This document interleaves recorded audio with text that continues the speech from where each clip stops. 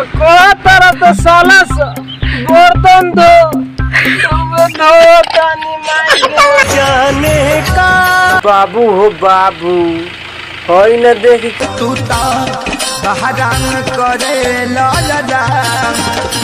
ए भैया हो अभी न दिन के 12 बजता। आज सवेरे काम कोई नहीं है सामने। और देखी भैया लोग ट्रैक्टर पर 200 पत्थर लेके आयल बानी सब।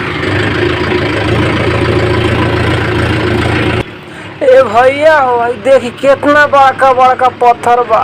यह ग्रेनाइट कंपनी है। देखी सब पत्थर है जो नीचे घर में फर्श में लागेला।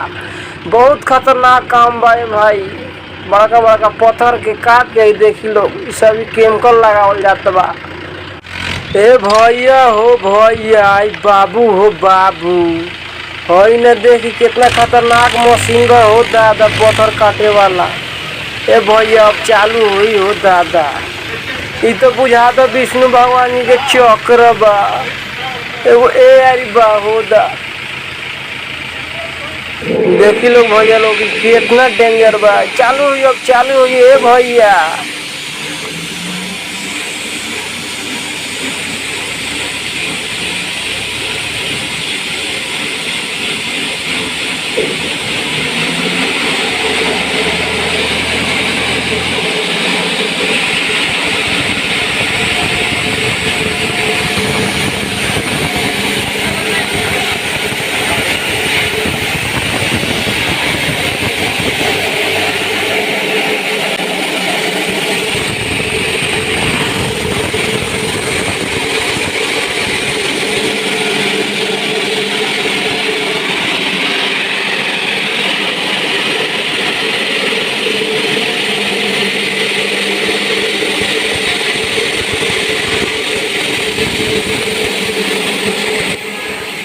ए भैया हो देखी लोग हेने काती लागत हमनी के ट्रैक्टर पत्थरवा उतारे के बनू बा। ए भाई हई देखी हई भैया हो ई ह क्रेशर। एहू में बड़का बड़का पत्थर के काट के गीट या बालू बनेला।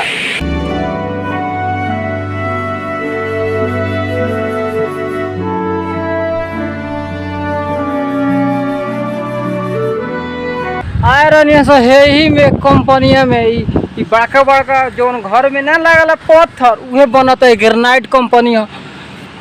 बड़का बड़का पत्थर के काट के बड़का चक्र बा। ए भैया देखेबे कनिए रउआ लोगन के बड़का मशीन से कटाता काट के ओकरा बाद बहुत सारा बा प्रोसेस होला और तब जाके चमकेला। ए भैया यानी ट्रैक्टर फसल बा जैसे भी आई हमनी तो ले होने दुकान में जाते हैं सब कुछ खाई।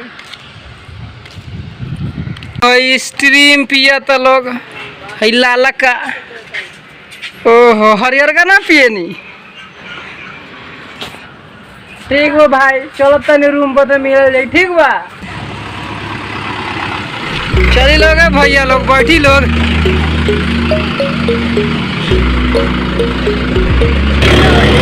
चलो ड्राइवर साहब चलो।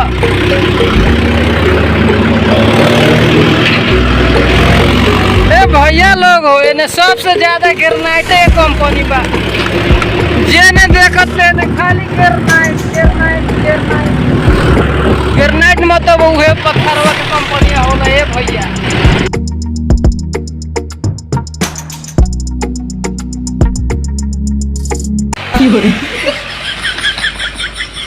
ए भैया हो अभी ना शाम के टाइम बा। टाइम हो गइल बा 4। आजू का भइल हमरा से तनी सनी खाना गड़बड़ा गल। ए भाई तो को तरह तो साला बर्तन धो तानी माई राम नाम बाहर कमा जाने काली खल किस्मत में